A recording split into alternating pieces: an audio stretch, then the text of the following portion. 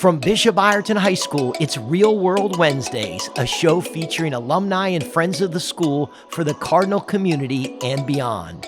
I'm Ryan Fannin, Associate Director of Advancement and a member of the BI class of 1989. And on the show today is Pete Gartlan, Bishop Ireton class of 1975, who has a long history with Bishop Ireton and just celebrated his 50th reunion during Homecoming and Reunion Weekend 2025.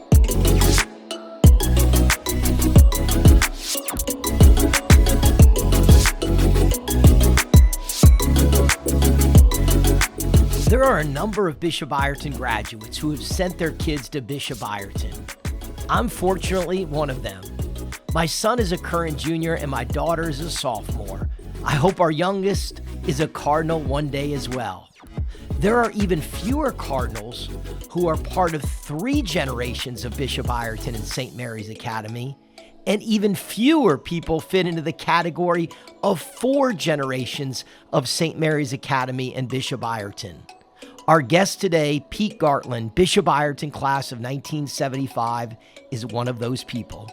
Pete's grandmother, Emma Hubbard Gartlan, was part of the St. Mary's Academy class of 1918, and his mom, Fredonna Manderfield Gartlan, graduated from SMA in 1944. Before Pete began at Bishop Ireton in 1971, his older brother Michael graduated from Bishop Ireton in 1968, and his sister Ann graduated from St. Mary's Academy in 1970. When Pete began his freshman year, his sister Joan was beginning her senior year at SMA. To say Pete had a history with the Bishop Ireton and St. Mary's Academy communities before he even began as a student would be an understatement. While at Bishop Ireton, Pete was involved on the Bishop Ireton football team and a number of other student activities. It was there that he met some of his closest lifelong friends. Following graduation from Cambridge Road, Pete attended Virginia Tech, where he earned his BSBC degree from the School of Architecture in 1979. It was at Virginia Tech that he met his future wife, Janet. After getting his MBA from Virginia Tech and marrying Janet, the young couple moved back to the Alexandria area, where he would begin a 45-year career with the Donahoe Companies, a full-service real estate company. It was in Alexandria that Pete and Janet started their family. Their 3 daughters, Kendall, Rachel, and Aubrey, would be the 4th generation of Gartlans to attend Bishop Ireton and St. Mary's Academy, graduating from Bishop Ireton in 2005, 2009, and 2012, respectively. Just earlier this month, Pete celebrated his 50th high school reunion with many of his former classmates and friends at Bishop Ireton's 2025 Homecoming and Reunion Weekend celebration. But to understand Pete's devotion to the BI community and his deep family history with Bishop Ireton and St. Mary's Academy, you have to go back to his childhood, where his parents' deep faith set a strong foundation for him and his siblings. My parents' faith was very central to their marriage and their early social scene. They were members of the study club, a group of young parishioners at St. Mary's Church, and it was a big catalyst for our family growing up. We did summer vacations and all sorts of things with them, and many of their children became best friends with all of us. They moved to Wilton Woods off Telegraph Road shortly after I was born. Most of the Gartlan siblings were baptized at St. Mary's Church, but as its ranks swelled, we later became members of the then new St. Louis Parish. Michael attended the Ascension Academy in Alexandria, while the rest of us attended St. Louis Elementary School, with some attending Fairfax County's Mark Twain for 7th and 8th grades. Now, big family, tell us about all the things you all were involved in the area. You can imagine a young growing family. My parents bought a basic Rambler with an unfinished walkout basement, and so as the family grew, so did the space inside the house. Maybe we'll talk about in a bit, but it was really a giant playhouse for all the kids in the neighborhood and vice versa. And as the kids grew up through school, all the kids kept coming to our house to visit and vice versa. And it was a pretty busy place. We're all in scouts, little league sports, baseball, football, basketball, CYO for the girls because of no organized sports at SMA, music lessons, and bands. Mike was in a rock band that practiced at the house fairly regularly. We kept expanding our home, eventually to house the 8 of us, and grew our community and social connections in nearly all directions. Our several 9-passenger station wagons never stayed parked in the driveway for very long. Like all good parents, when you have time and resources available, you get involved and do the best you can to help out. And my mom was a pretty sharp lady, and so she was tasked with building a library for St. Louis Elementary School.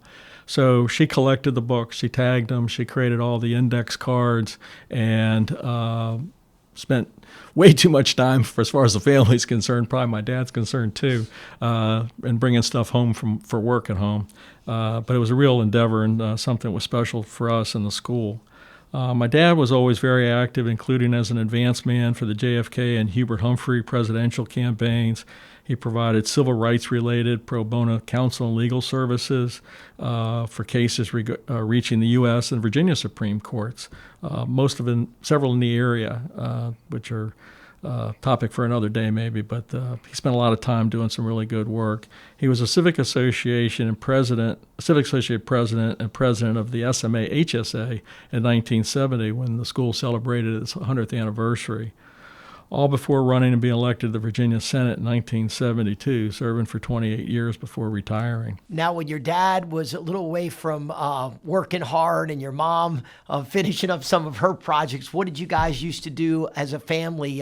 Special travel trips? What did you guys like to do back then? We were always doing different things. My mom loved history and was a big fan of Williamsburg, so we made some field trips down there. Our summer vacations were really special. We went to the North Carolina coast. We started going to the Outer Banks when the bridges didn't exist. You had to take ferries to the OBX. Later, we went to Ocean City, Rehoboth, and eventually in the early 60s started regularly going to Bethany Beach. And those summer vacations were really the big melting pot for the family, occasionally bringing friends. A few priests from St. Louis would come down and visit and spend a few days with us and have dinners. We celebrated all the traditional Christian holidays, always had big family gatherings for the major holidays, whether it's Easter, Thanksgiving, Christmas times. And the house was usually empty because my parents were usually out on New Year's Eve. Now, you have 5 siblings, and 3 of them are older than you, so I imagine that in addition to your mom's SMA stories and memories, you also closely observed your older siblings going to Bishop Ireton and St. Mary's Academy. What do you remember about Bishop Ireton before you attended the school as a student yourself? It's interesting. I got exposed to Ireton in a circuitous way. In the neighborhood, I love walking into houses being built. I always had a fascination with buildings and construction and the like. And so my dad took me up to St. Louis when they were building that very modern church there. And we just happened to run into architect Bob Smith while we were there and just got a great tour before they put the pews in and a lot of sawdust around, and just really enjoyed that. And my dad drove me by Bishop Ireton when it was under construction. And its very contemporary, almost Art Deco style was different from most things I'd seen at the time. And so there's this curiosity. I guess my older sisters, Michael, Ann, and Joan, they were in the respective classes of 68, 70, and 72 ahead of me. They were just great and kind role models to me most of the time. Like typical families, we'd always wrestle or tussle or challenge each other to debates that weren't worth winning or losing. I went to many of the BIA and CYO sporting events. I remember going to the 1971 T.C. Williams game that Bob McDonald was the quarterback on, and I think we were one of the few teams, if only, to score on the T.C. Titans that year. We lost 14-7, but that kind of animated or put a spark in me for extracurricular activities and becoming a fan of the BI sports teams. Now, you got to see a lot of great and be around some wonderful performances over the years. I know your family is involved in so many different things, but tell us about some of the great theater performances and some of the shows from back in the day, Pete. Yeah, it probably started with Ann being a cheerleader, but next thing you know, she's doing all these plays up there, and she had the lead in the play Mame. She was Mame. And then Kevin Cotter, my class, his older brother, Michael, Michael, and I guess there was another one, Tom. Michael was the young child in the play, And so they just hit it off. And Father Palco was the priest here at the time that ran all the drama productions. And my sister actually named her professional company later on when she became a professional doing commercials and things of that ilk. She called it Palco Productions. So Joan was in a number of plays. She was in Fiddler on the Roof and Witness for the Prosecution with a number of her friends and classmates from those eras. The kids were all in plays. When they did Music Man, they needed little children. So myself, my younger brother Paul, and Joe were all in Music Man, while my sisters were in those plays as well. And I know your brother Paul was a heck of a basketball player, and he's now in the Bishop Ireton Athletic Hall of Fame as well. He is, and one of the treats of the reunion this past weekend was getting to go into what do you call it, the annex or the second gymnasium that you have now. The auxiliary gym. Auxiliary gym, named in honor of Mike Bennett for all the good work he's done up here at BI. And I love that they have the panels that they post at each of the Hall of Fame celebrations posted on the walls there. And I noticed for the first time that in the early years, they ran them every year for a couple years because they had such a backlog of superstars to recognize from the school. Didn't start till 2008, so they did it 5 straight years to get started. They did. They sure did. And then I noticed that it went every 3 years after that to try to just highlight the best of the best that they can along the way. And that was really fun to go back and see because I knew a lot of the people on those panels from the inception of the school all the way through currently because of my kids. Having come off the big homecoming and reunion weekend, another St. Mary's Academy grad from the early 70s that we ran into was Marty Mason Murphy. And she said she was like another sibling, was her quote. She was always at your house, and she's been a wonderful member of the community for years. We grew up in Wilton Woods, and she lived on the edge of that with her older sister. And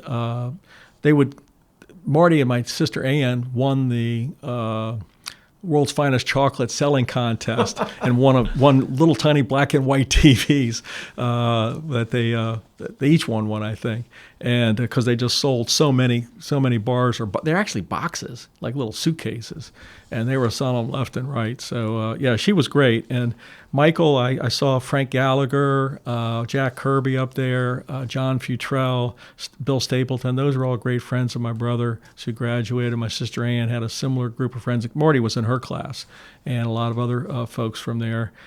Joan had Susan Alvarado, Jeannie Dwyer, and others, and too many to go on. But she keeps up with all those. What a unique experience. Not only your grandmother attends St. Mary's Academy, your mother does, and now you have all these siblings. So by the time we get to 1971 and you're a freshman, you've had an unbelievable amount of experiences in the high schools, both St. Mary's Academy and Bishop Ireton. Tell us about, for starters, what your first impressions were once you were officially a Cardinal yourself in the fall of 1971, Pete. The school wasn't as big, and there was more attention paid to you than you got in the public school area.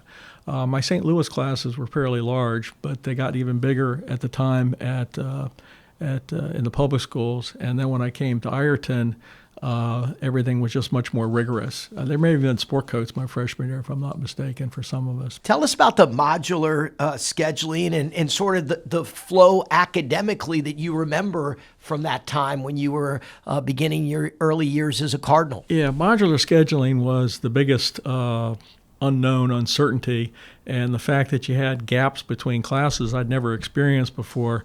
And so trying to find your study hall of choice was an interesting process. You had to start out hanging out in the cafeteria. And I think the modular scheduling,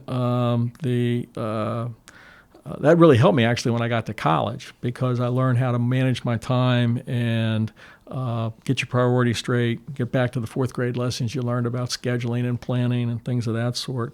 We lost a few souls after my freshman year, people that couldn't quite handle that level of independence. But I think all my classmates, I think adjusted and made that through pretty much until our senior year, which I'll talk about later. That's where we went to the totally self-paced program, and that was a bit of a challenge. Pete, tell us next about some of the things you were involved in while you were at Bishop Ireton. It was a big melting pot. And so in the early months at BI, I was just kind of finding my way. I mentioned the TC football game kind of being a catalyst. I had a lot of outside hobbies. I was racing motorcycles and got to the semi-pro class by my sophomore year. And so I was very actively racing, and that probably kept me out of the sports arena, which I regret looking back. I was actually working it as a janitor after school to pay for that hobby, and they came out and recruited me for JV football, and I ended up playing football that season, and it made an easy segue to go out and play varsity football the next year, which was a whole lot of fun. Played center and backup linebackers to some other great players. But we've got a lot of playing time. It's a lot of fun. We were involved in all sorts of things. They had every committee you could think of, I think. Dance committees, prom, homecoming committee, student council. I was in key and varsity clubs doing some good works in the community. The intramurals, we actually had some intramural teams for mostly playing basketball in the gym. I don't remember much in the way of flag football, but I think we had a little bit of that. Spirit days were always a lot of fun, and maybe a precursor to, I think, the Cardinal Crazies that I noticed were around during my daughter's years when they were here. What were some of the best memories from the school while you were a student? We'll talk more in just a moment about your 50-year reunion that you just attended on the first weekend in October.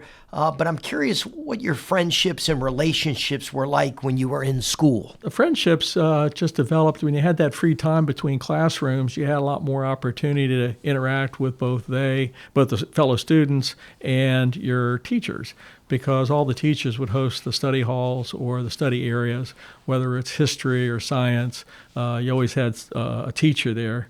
Some of my highlights were my brother Paul and I were always very close. He was always on my coat strings till about I was probably in 5th grade, and he was in 3rd grade, and you maybe the 2nd grade, but you kind of push him aside a little bit because you want a little more time with your friends. And Paul took that as an opportunity to just go explore and find himself, and he became just this gym rat up at the local elementary school, playing basketball all the time with some other St. Louis kids who lived in the area, along with a lot of the public school kids.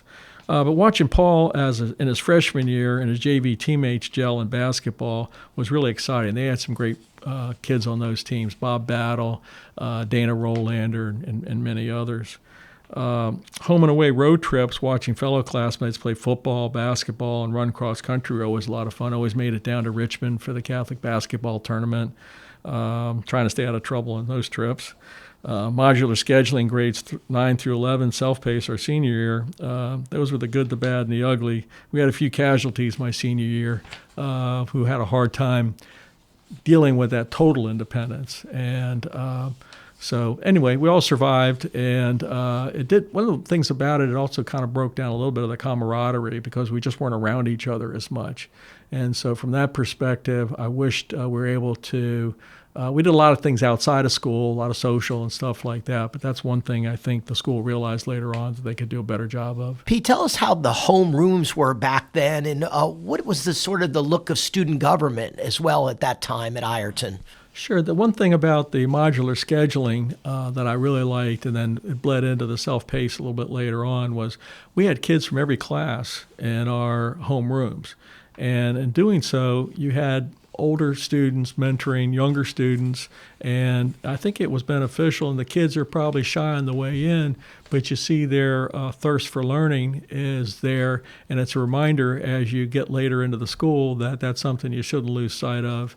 And I also became close to some of the kids. Just found some really neat young men. I became pretty good friends with Kathy Bodreen's younger brother, Howie, and he was just really a class act. Unfortunately, we lost him to, I think, a heart attack maybe 10 years ago now. And Kathy and I always reminisce about that when we see each other. He's just a nice young man. Finish up on the modular scheduling.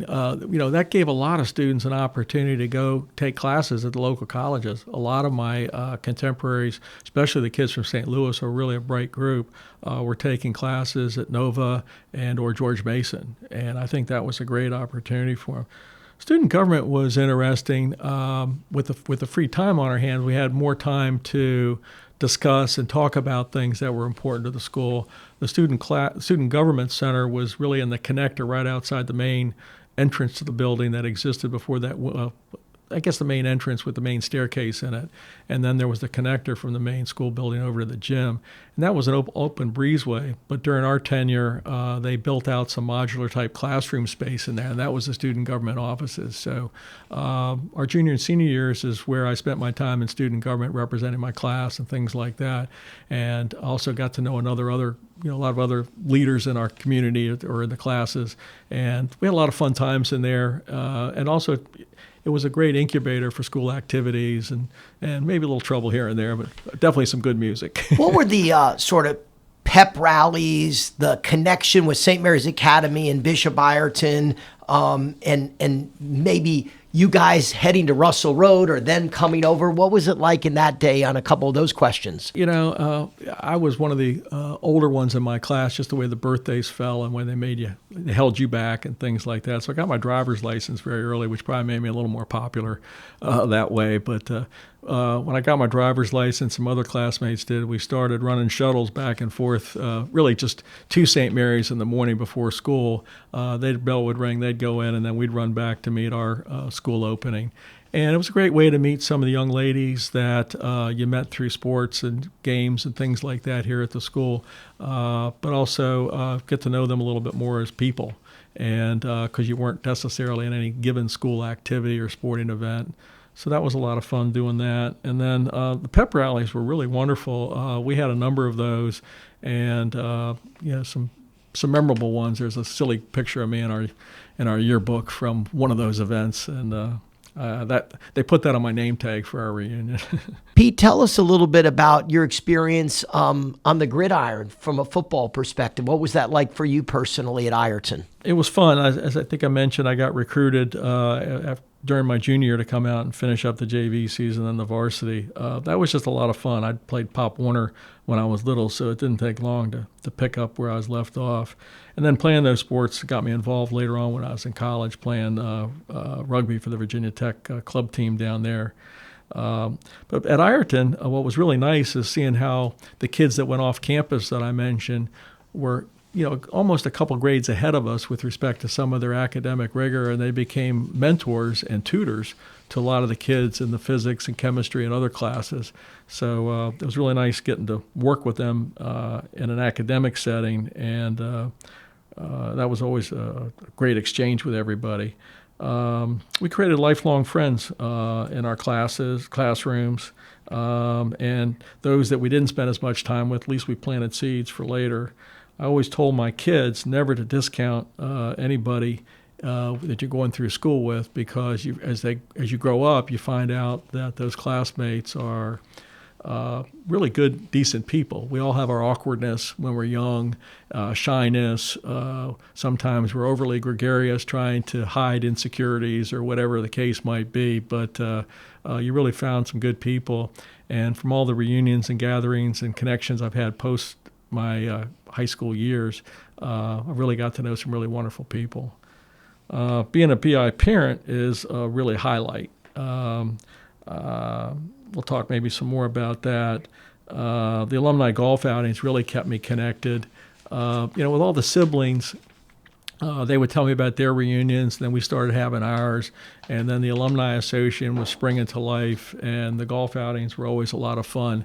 I started those with Chris Keeney and a buddy of his who was a bartender, and he was our ringer. He was a bartender at the Blue Point Grill down on Washington Street. But that's just at the time Landini's and some of the other founders of the golf tournament were starting to transition and putting it back in the hands of the alumni.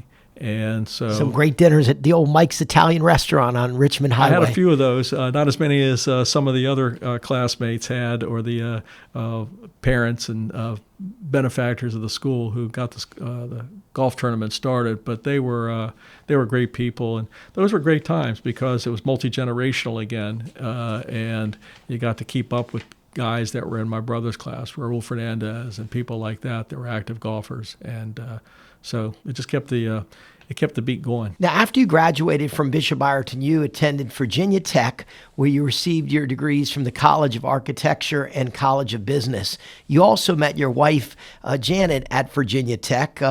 Tell us, if you can, about your time in Blacksburg, and did you know what you wanted to major in when you started college coming out of Bishop Ireton? I had a good inkling about it. I first visited Virginia Tech in the fall of my senior year with fellow classmates Lou Haley and Mike Hopke. We were invited down to visit BI alumni members Bill Dwyer, George Brown, who's sadly deceased now, and host Steve Hansen. He played golf with Mike, and that was our connection. So we went down for a tour, some partying, football game, fraternity party at their place. We just had too much fun, but we were all hooked by the time we left. I worked construction in several summers at BI. I liked it and applied to several colleges and was accepted to be a civil engineer. My sister Joan, then at Boston College, thought I should be an architect and helped me uncover an architectural engineering type program at Virginia Tech. And I graduated from the College of Architecture in 1979. And it was a perfect fit for my goals to be a builder. So I kind of knew what I wanted, and I pursued that. But along the way, I realized that I also wanted to pursue real estate development. So I also obtained my MBA in finance from the College of Business at Tech in 1981. Now, before you get married, I heard you went on a legendary road trip with some fellow Cardinals. Tell us this story, Pete. That was a lot of fun. Like I said, I was always working construction in the summer, so I was always making some decent money. I had a van that was a box, and I fitted it up with an ice box, a closet, a pump sink, a sunroof, a shag carpet, and a platform that would turn into like a double bed. And I had that on campus, and so Mike Hopke, Lou Haley, and I strategized that when we graduated, we'd do something special. So we planned a trip out west, and it just so happened Lou's dad was getting open heart surgery in Dayton, Ohio. So the first day we left from Washington to visit his dad in recovery. Wow. And his uncle was the one who did the surgery on his dad. It's pretty cool. Putting your heart in your hands of your brother. Yes. And another big Catholic family in the Dayton area. But anyway, we traveled all the way across the west and down through the Utah and Hoover Dam. The only night we got a hotel room the whole time was after the temperature never going below 100 degrees at the Hoover Dam. But anyway, went into Las Vegas and then a bit over to L.A., up the coast into Canadian Rockies, through Vancouver, British Columbia, came down through Waterton National Park, which is the Canadian side of Glacier, and then all the way back through the Dakotas. And we did 10,000 miles in 6 weeks. And it really fit because I had to go back and take some summer school classes for my MBA program that I was going into. And then on that trip, I decided then that I was going to marry Janet.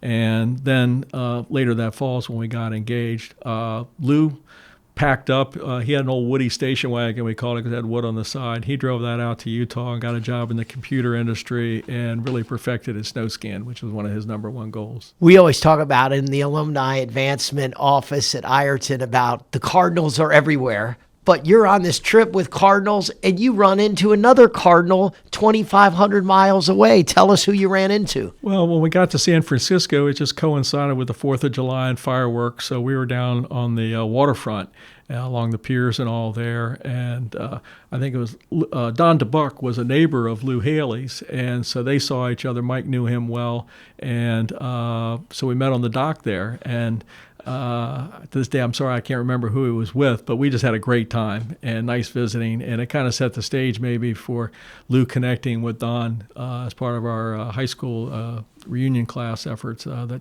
he got Don to head up, which I'll talk about maybe later. Once you graduated from college and while you were in graduate school, you and your wife, Janet, got married in 1980. You moved back to the Alexandria area. Can you talk a little bit about that time of coming back to Alexandria?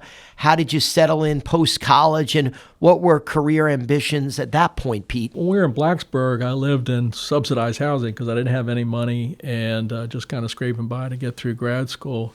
Janet was working as a preschool teacher down at Blacksburg. So she made the decision that if we're going to have kids later, which we'd hope to, that she didn't want to work with kids all the time. So here we are, broke, coming back to Northern Virginia. We move into my parents for the summer after I finished grad school. She looks for a job, gets one. She's a receptionist at a furniture dealer. Next thing you know, they got her in the back. She becomes one of the top salespeople for the company, hiring 3 or 4 of her best friends after that.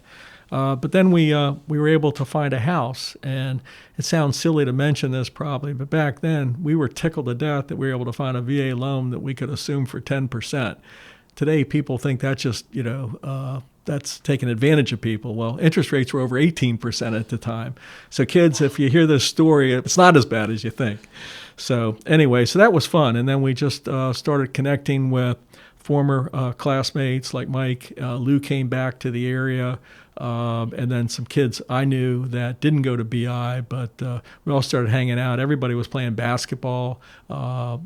Chris Haley, a bunch of other siblings and all were playing, and that became a unifier for the guys.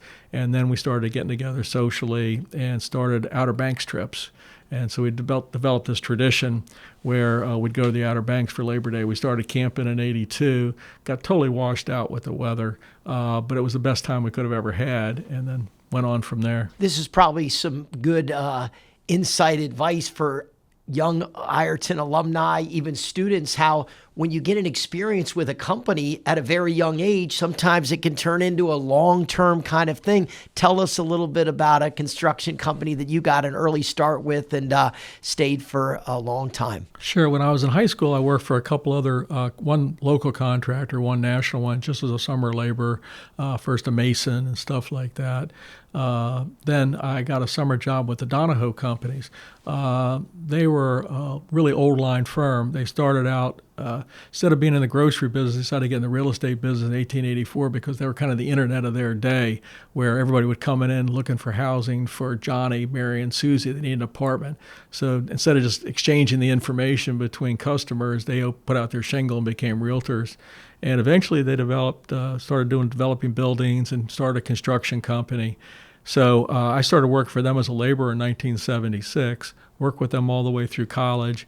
One summer, a project got rained out and they needed some help in the office. They brought me in. I was surprised I could read plans and do estimating, all those type of things. So they started chasing me. And I put them off till I got done with the MBA program so that I could head towards the real estate development side of their business. And so as a condition of my joining them, they said, sure, well, when the time's right, we just think you get a great background starting out in construction. And in a few years, I moved over to the development company. And to this day, you live very close to the Masonic Temple, very close to Bishop Ireton. Tell us a little bit about the history of your home, Pete. First, we were down off Sherwood Hall Lane, I think I may have mentioned, and then we kept looking for houses, and being a young couple, we got turned down on some full-price offers because someone else had a better balance sheet or whatever. But we got a local realtor, Sally Harper, who lived in the neighborhood with us, became fond of us, and took us under her wing, maybe because she was great friends with T.J. Fannin, who she did biking with in Europe with with Bill Hopke, Mike's dad, stuff like that.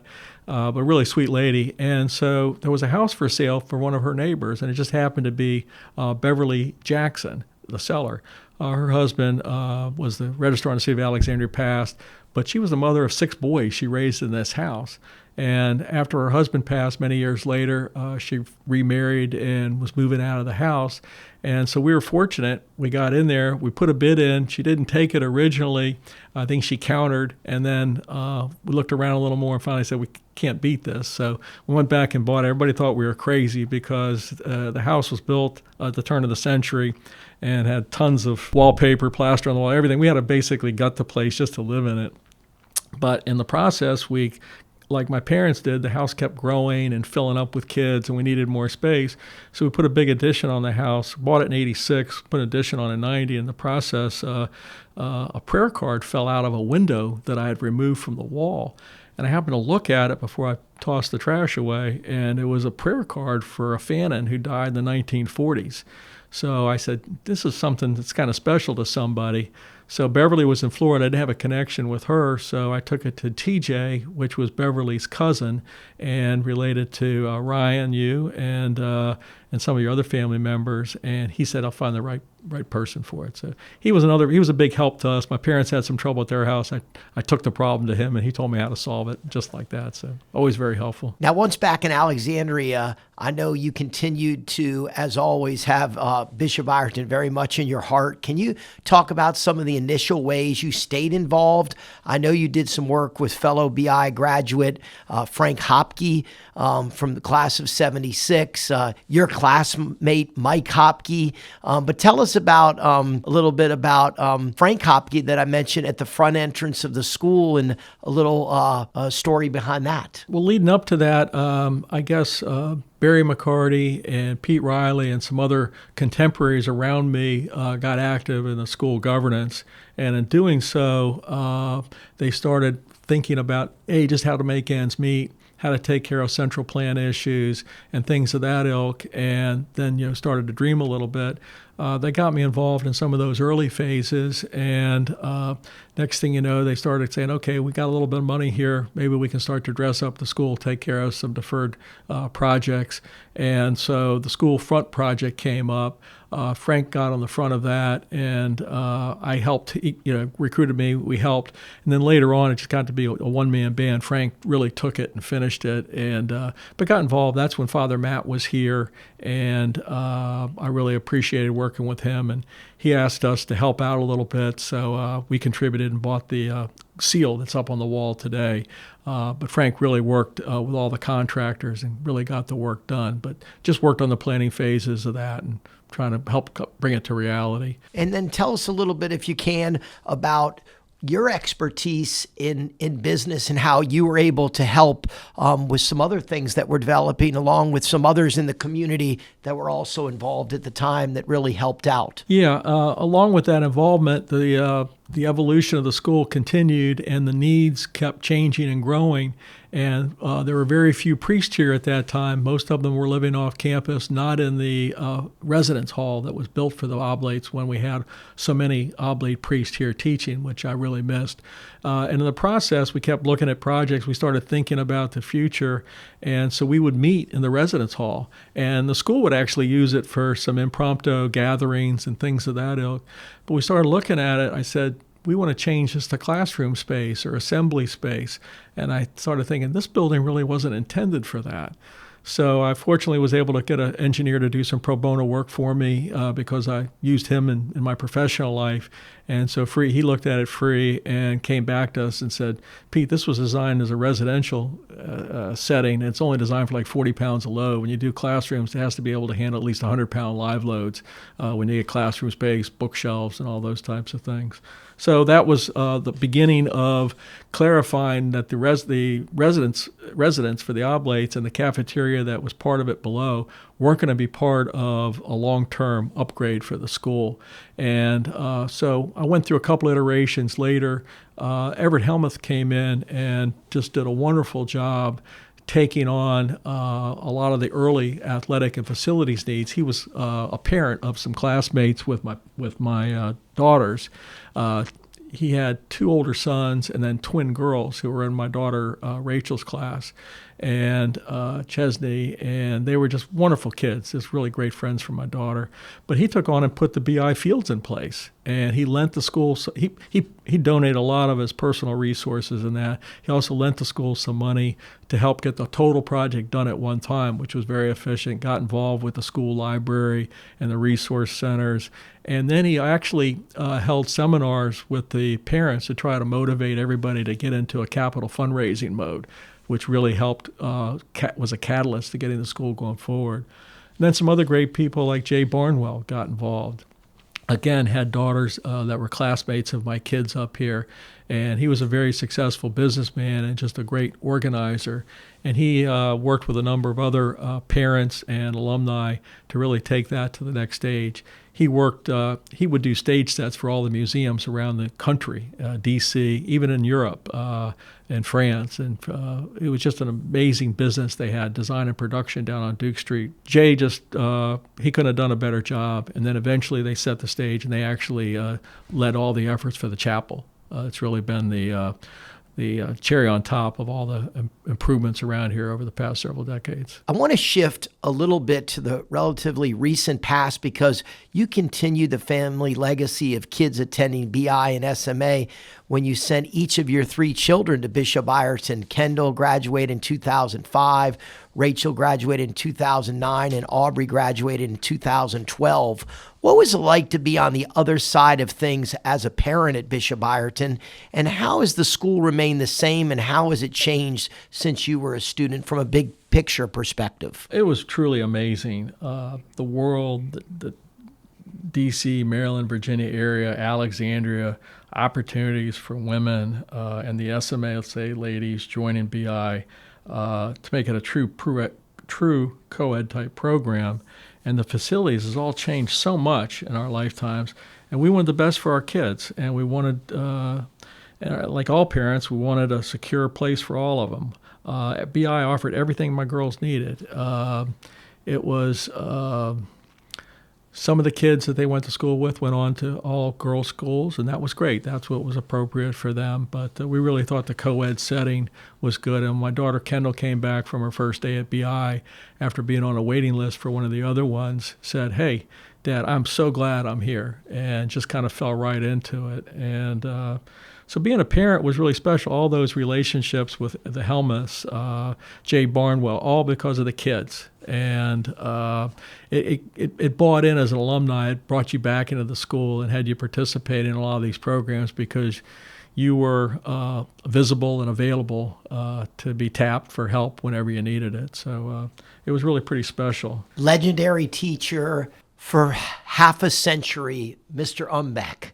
It really came full circle. He was here when you were here, and then tell us the story about him even involved, I think, with one of your daughters, obviously taught, decades and decades and decades, but he even did some tutoring to help even one of your daughters, didn't he? Yes. My daughter Kendall was a good student, and all my kids were great students. And when she was in her early years, either summer after freshman year, I think it was, they had a math teacher who was not quite up to the job people thought he was. And so it was a short-lived tenure here. But as they tested the kids along during the school year, they saw this drop-off. And so my daughter was one who they said, hey, it looks like she was starting to fall behind a little bit. Rather than hold her back or whatever, the school was very aggressive about creating a summer intern program for the kids that needed that supplemental help. And they gave it to her. And so she was right back in the middle of things, and she didn't lose a step after that. But and Ron was the one who taught her that summer. And so he was very giving of his time and very generous. And it was more than just a job to him. It was really a mission for him to really help all the kids here at BI. I want to bring this full circle, Pete. You've been a tremendous supporter of Bishop Ireton in so many ways, and with your great Cardinal spirit. In fact, the faculty lunchroom in now Murphy Hall in the 41,000 square foot academic center is named for the Gartlan family. And just in early October, you and your classmates of 1975 celebrated your 50-year reunion at Bishop Ireton, both Friday night on campus on October 3rd and then down in Old Town Alexandria on Saturday night. When you look back at your incredible history with Bishop Ireton, can you talk about why it's been so important for you personally to stay connected and how that all came together for this very special 50th reunion weekend? And what is it about Bishop Ireton that remains so special even after all these years to you? Yeah, I think it starts with the kids that came here were all part of, most all of them were part of Greatest Generation type families from WW2. And all the parents were very involved in their kids' education to the extent they could be. A lot of dads working really hard, a lot of moms working second jobs, things of that sort. And it was really fun to see that around all the parents. And that continued when my kids went here. And we became best friends with a lot of my kids' parents. And whether it was the dances or the athletic and other banquets they would have. I got to walk down graduation because I was a BI parent, and it wasn't voluntary. My wife Janet insisted I do it so we could get some good seats for a change.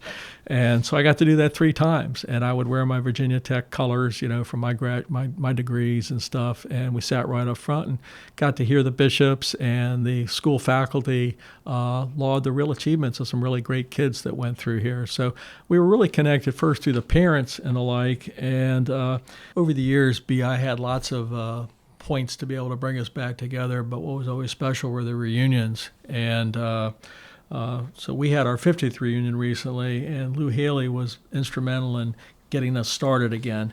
He was our class president, and he just happened to also be the class president of Virginia Tech's class of 1979. So he always gets reminders from Virginia Tech, and that's a good tickler file to keep all the BI guys on track. And more recently to join forces with the SMA ladies, which was really a great upgrade to our reunion efforts, and really was a great experience, I think, for everybody. And I think to a person, everybody was happy we did that. It turned out great. Lou gathered some interested souls. Don DeBuck, who we met in San Francisco back in 1979 after graduation. Tim Elmore, who was just phenomenal. He was a chief IT person for the World Bank and a very talented man. Very giving of his time. Mount Vernon Golf member who also played in a lot of the alumni golf outings with us.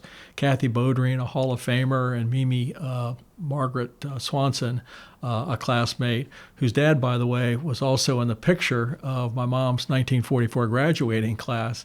He was one of the men who was in that class. And Mimi and I didn't come across that till we started talking about that picture. And she said, yeah, my dad was in that. So she didn't have it, so I got it for her, and that was a real treat. But anyway, Lou got those together. Mike Hopke, we had Diane Powell, we had Joan Dombrowski, we had Mike Hopke was fabulous. He was the one who kept people focused on the big picture about doing this right. And so we really had a lot of fun. And, Terry Garahan. I knew her husband professionally and socially, and so she's just a wonderful person. The BI and SMA combined legacy, how would you sort of put those into some words when you think about your class? Because it's neat to watch a lot of the 50-year reunions and really 2 different schools, but very connected, doing a lot of events together. It's just great to see all these years later how close Bishop Ireton and St. Mary's Academy still are. Even knowing St. Mary's Academy closed its doors in 1990, but so many came over, and now coeducation is thriving here at Bishop Ireton with capacity, just around 950 students, and waiting lists in every grade. It's just, I know it brings you a lot of joy to see the school prospering at such a high level right now. It really does. And I think, remember all those ladies, most of them had siblings, and those siblings were classmates of not just us. They were classmates for my siblings, and like Mimi's older brother Stevie Barrett was best friends with one of my older sisters, and so there was lots of interrelationships there that helped kind of really create a strong bond. And no, they just rolled their sleeves up, and I think they were really good about motivating us to find classmates. And we worked really hard with Chris Gilliland here to get mailing lists, not to get money out of people, just to get people together. And none of this was about any money. It was all about friendships, relationships, and renewing those and cultivating, keeping them going. So many came back, and in other ways, to stay connected. I know our monthly alumni electronic newsletter, News from the Nest, yes. The publication, the Cardinal Connection, the magazine that comes out once a year. These are all great ways for alumni and community members to stay involved. And you guys even still have a little event that you do every year down in Old Town, don't you? Led by Brian O'Donnell. Tell us about that. That's a great event. Brian really deserves all the credit for gathering people from lots of different, you have your different little niches, because whether it's for sports or academics or extracurricular activities. And Brian crossed a lot of those because he has a lot of brothers and they're active in Alexandria, and his parents are still with us. They live up off St. Stephen's Road, and he's a really good son. He comes down and visits them regularly, and so in his visits, he's been able to grab everybody over the holidays. So we typically get together at Union Street Public House, typically on a Sunday or Saturday between Christmas and New Year's. And the turnouts have been great. They just keep getting bigger. And we're going to keep those going. We're going to do one this year and hope to continue to do those in the years to come. As we wrap up, Pete, I want to ask you a little bit about a family motto of yours. And I know this is something that is very close to you all. And in Murphy Hall, here at Bishop Ireton in the new academic center, you all have a saying, love one another. And tell us about how that came about and how that's really a Gartlan family motto for you. I think I mentioned earlier about our house just kept expanding and trying to accommodate everybody. And we turned our carport into a family room, and then we put a big round table in. It's the only way you could get 8 people around the table. And then to avoid spilling stuff, we had a lazy Susan in the middle that would spin around. And so it was a great place for my dad to bust everybody's chops, have a good time. But fairly early on, he brought home this plaque, and it said, just love one another.